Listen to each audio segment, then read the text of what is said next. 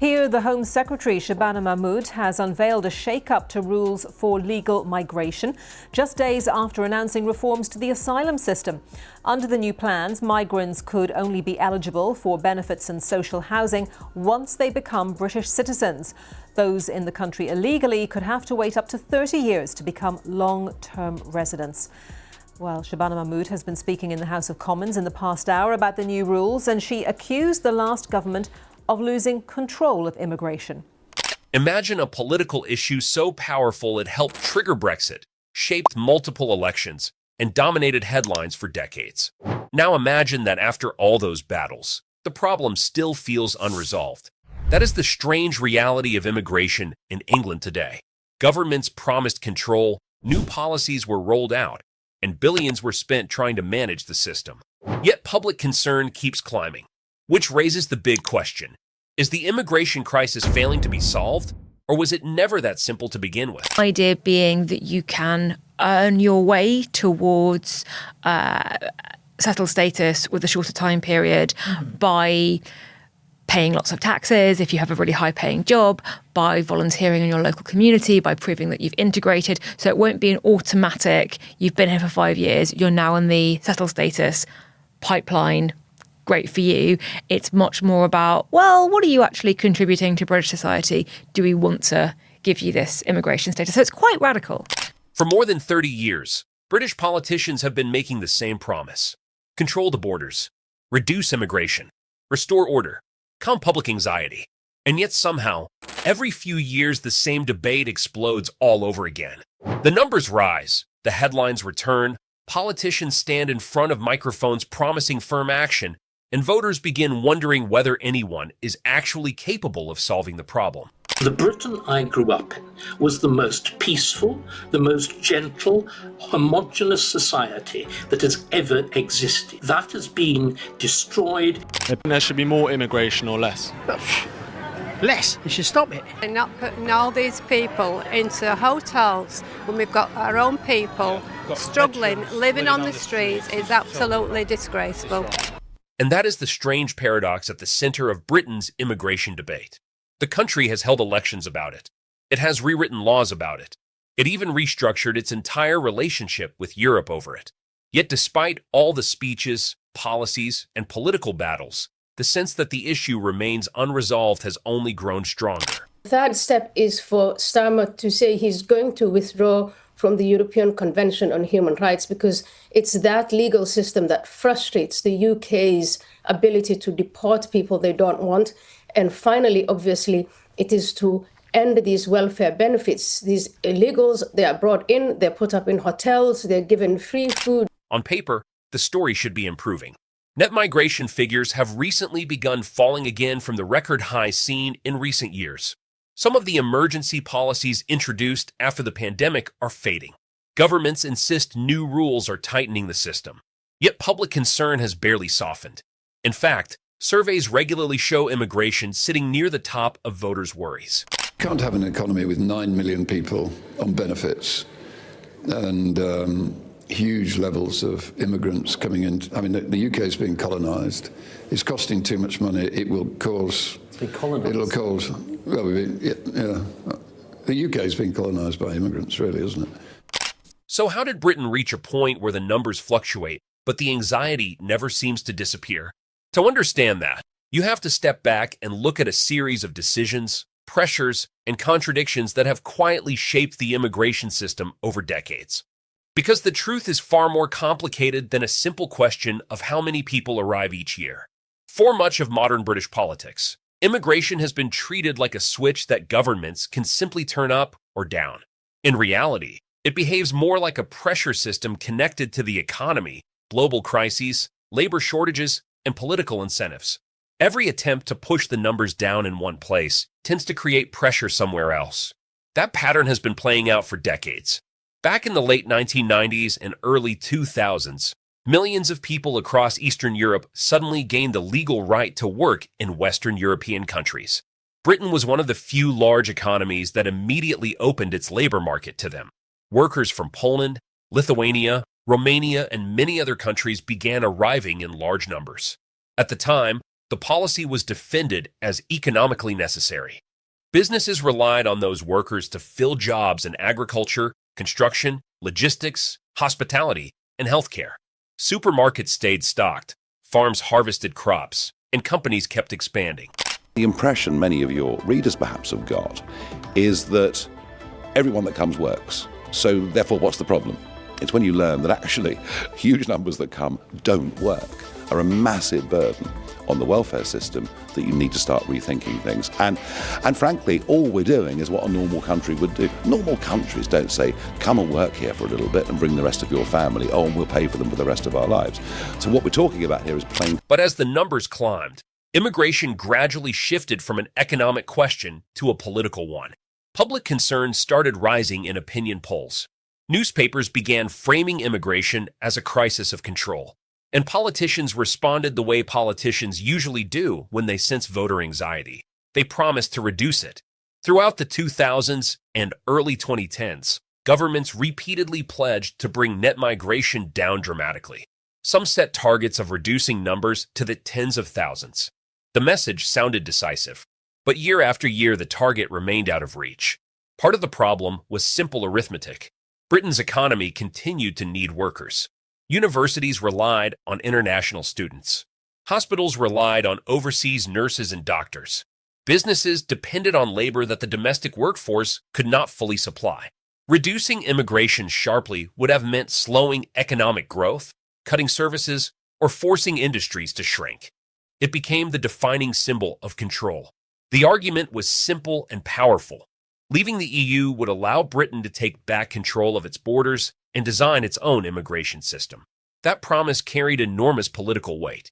When the referendum result came through, supporters of Brexit believed the country would finally have the tools to reshape immigration policy. Addresses the question of the so-called Boris wave, specifically the cohort of lower qualified workers who entered the country along with their dependents through the health and care visa, some of whom are never expected to be net economic contributors. It is right that we apply more stringent controls for this group, and for that reason we propose they should wait 15 years before they can earn settlement. Crucially, for these and every other group mentioned here, we propose these changes apply to everyone in the country too. And technically, that part was true. Once the UK left the European Union, freedom of movement ended. European workers no longer had automatic rights to live and work in Britain. But what happened next surprised many people. Instead of immigration collapsing, the system simply changed shape. European workers who once filled many roles began disappearing from certain industries. Farms struggled to find seasonal labor. Restaurants and hotels faced staffing shortages. Logistics companies scrambled to recruit drivers. The National Health Service faced persistent workforce gaps. So the government introduced a new immigration and across sub-Saharan Africa. In effect, Britain had changed the geography of immigration rather than reducing the overall demand for it. The pandemic accelerated this transformation even further. When the first lockdowns hit in 2020, large parts of the economy shut down overnight. But as restrictions lifted, companies quickly discovered they had a serious labor shortage. Many European workers who had returned home during the pandemic never came back. Entire sectors struggled to recruit staff. The result was a surge in legal migration. Students arrived in larger numbers. Skilled workers entered under new visa programs. Care workers and healthcare staff were recruited internationally to support an aging population. Yes, so the announcements earlier on in the week were all about reforms to the asylum system, generally aimed at making it harder for people to gain asylum if they cross in small boats and the crisis in the Channel. These announcements today are all about reforms of legal migration, and so we know that those are two quite separate policy areas that are often sort of grouped together. And the headline is that people are going to have to stay here for longer in order to get indefinite leave to remain, also known as settled status. It's currently... This sudden spike became known informally by critics as the Boris wave, referring to policies introduced during Boris Johnson's time in office. But even as overall migration numbers rose, the political debate started focusing on something much smaller, yet far more visible. Small boats crossing the English Channel. Compared to total immigration figures, the number of people arriving this way represents only a fraction of the overall flow. Most migrants still enter the country legally on work visas, student permits, or family reunification programs. Yet small boat crossings dominate public perception. Part of the reason is visibility. In earlier decades, many asylum seekers arrived hidden inside trucks or cargo containers traveling through the Channel Tunnel or ferry routes. Those arrivals were largely invisible to the public, but small boat crossings unfold in plain sight. Rubber dinghies crossing the channel appear on television screens and social media feeds. Cameras capture rescues at sea. Many people arriving in small boats are seeking asylum, claiming they are fleeing war, persecution, or instability in their home countries. International law requires that such claims be assessed individually, but Britain's asylum processing system has struggled to keep up. Backlogs have grown. Cases take months or sometimes years to resolve. While they wait, asylum seekers must be housed somewhere. Increasingly, that means temporary accommodation, such as hotels. At the moment, if you come to the UK, you have a 5-year wait for what's called settled status or indefinite leave to remain, where you can have permanent settled status here. The Home Secretary is proposing that is increased from 5 years to 10 years for most people. But for a big wave of people who came after Brexit on what's called health and social care visas, generally people who were low paid, came to work in the health and social care settings, they will have to wait 15 years. So if you're someone on that visa who arrived in 2022, for example, expecting to get permanent settled status in 2027, you will now have to wait until... The government now spends billions each year on these arrangements, which has become another lightning rod in the political debate. Critics argue the system encourages irregular crossings. Supporters counter that asylum seekers have few safe legal routes available to reach the UK from many regions of the world. The result is a policy stalemate.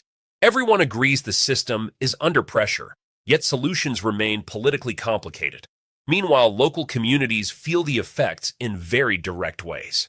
In towns where asylum accommodation is introduced suddenly, residents sometimes worry about pressure on housing, schools, healthcare services, and public infrastructure. These concerns do not always align neatly with national statistics, but they influence how the issue feels on the ground. It mobilizes voters. It generates headlines. It draws sharp lines between political parties. But actually solving the issue often requires complex compromises that are far less politically attractive. Reducing immigration significantly could slow economic growth or worsen labor shortages. Expanding legal routes for asylum could anger voters who want stricter controls. Tightening enforcement could create humanitarian controversies. Every potential solution carries risks. Yeah, I'm ever so proud because I lived like half of my life here. And my children, they got free education, the medical bills. Are you proud to be British? Used to be. And why so many are furious with what their country has become. I mean, there are communities in England that basically don't look like England anymore, and I think that's where the loss of the familiar for many people becomes so existential. So the political cycle tends to repeat itself. Campaigns promise tougher action. Governments introduce partial reforms. Numbers shift slightly, and then the debate restarts. The conversation also becomes increasingly polarized. On one side, some argue that immigration is fundamentally out of control and must be drastically reduced. On the other side, critics say the issue is exaggerated and that migrants contribute positively to the economy and society. In reality, the situation sits somewhere between those extremes. Immigration undeniably supports key parts of the British economy. The healthcare system relies heavily on international staff. Universities depend on foreign students. Many industries would struggle without migrant labor. At the same time, another complication is that immigration is influenced by global events far beyond Britain's control. Conflicts in Afghanistan, Ukraine, Syria, and other regions have displaced millions of people worldwide. Economic instability, climate pressures, and political unrest push people to move across borders. No single country can isolate itself entirely from these global movements. Britain, like many wealthy nations, sits within a broader migration system shaped by forces that national policy alone cannot fully control. What new material did the Home Secretary give?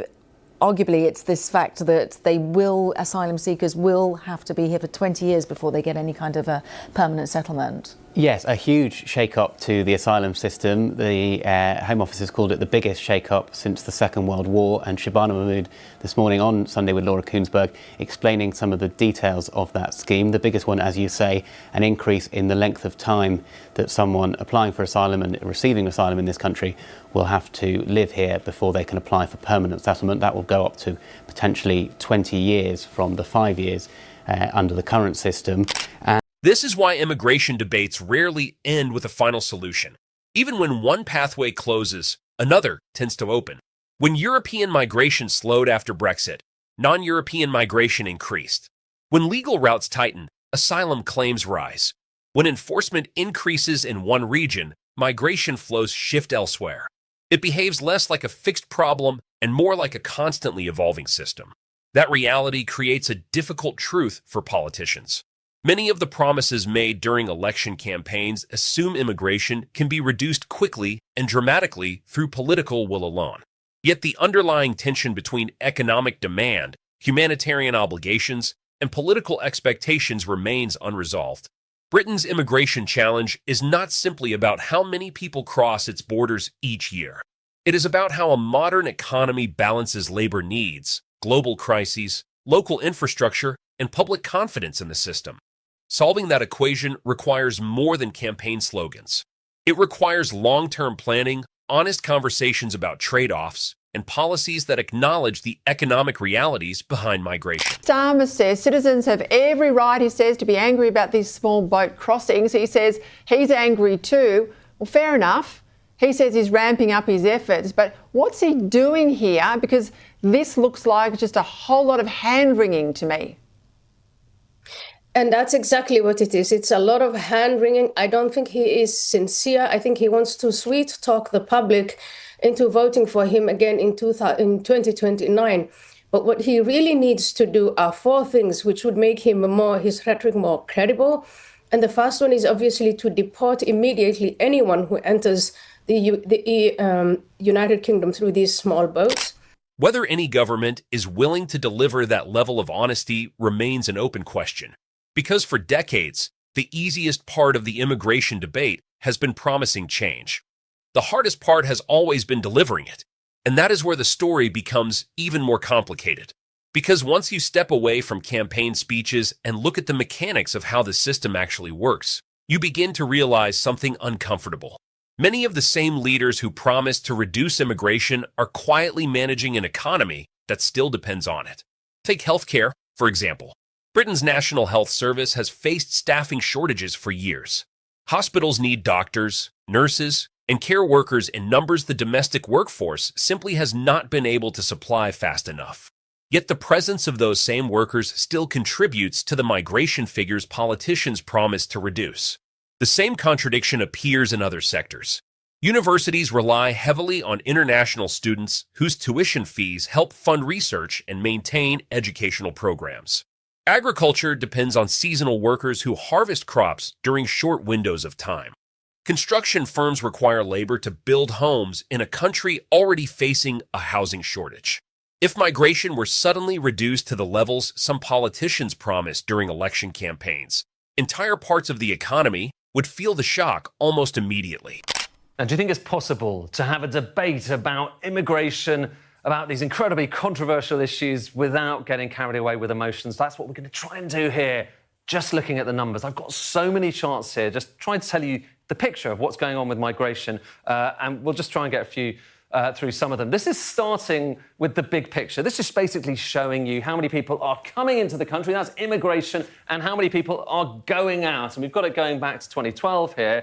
And when people talk about net migration, what do they mean? They basically mean they take that bit away from that bit. So a number of people leaving away from the number of people coming in, and you get a net figure. It's usually positive, or at least it's positive. That reality forces governments into a delicate balancing act. Publicly, they pledge to bring numbers down.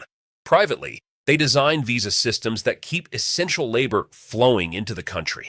The result is a policy environment that often looks confusing from the outside. One department announces tougher immigration rules while another expands recruitment programs for specific industries. New restrictions appear alongside new visa categories. To voters watching from a distance, it can look like contradiction or even incompetence. In reality, it reflects a deeper tension between economic needs and political messaging. Meanwhile, the asylum debate continues to dominate headlines. Governments have introduced various proposals to deter irregular crossings, national identity, and public trust. Every government promises control. Every government faces the same structural constraints once in power. And every new set of policies eventually collides with the same reality. Modern economies are deeply connected to global movement of people. That does not mean the system cannot be improved. It means the solutions will almost certainly be more complicated than the slogans that dominate election campaigns. Until that gap between promises and practical limits is addressed honestly, the immigration debate in Britain is likely to remain exactly where it has been for years, unresolved, politically explosive, and endlessly returning to the top of the national conversation.